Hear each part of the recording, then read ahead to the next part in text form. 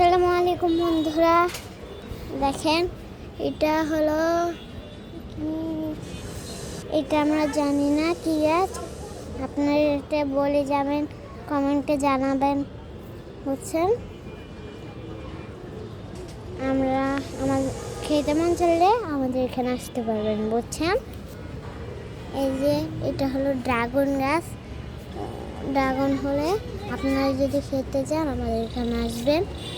এই যে ড্রাগন গাছ, এখানে ছাদে টপ লাগে, এগুলো অনেক সুন্দর সুন্দর ড্রাগন ফল, সব ফল আসবে। এটা কি গাছ আপনারা কমেন্টে জানিয়ে দিবেন। আমরা তো জানি না, তাই এখন আপনারা জানিয়ে দিবেন কমেন্টে। দেখেন কচু, এটা কচু শাক। কচু খেতে অনেক ভিটামিন, অনেক ভিটামিন।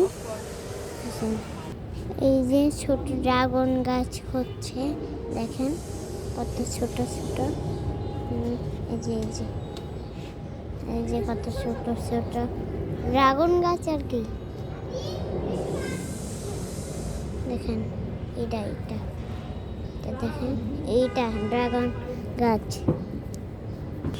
এই যে এটাও আবার ড্রাগন গাছ, বড় হচ্ছে হালকা হালকা।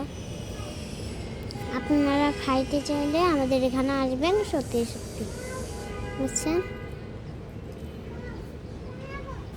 এই যে লাল শাক হচ্ছে, লাল শাকও আমাদের থেকে নিয়ে যেতে পারেন। এই যে লাল শাক,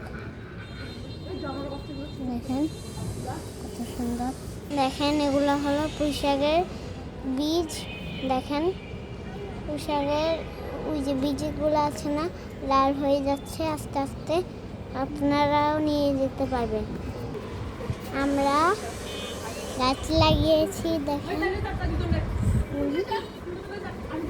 এটা হলো থানকুনি পাতা, অনেক থানকুনি ধরেছে। আপনারা চাইলে নিয়ে যেতে পারবেন, বুঝছেন?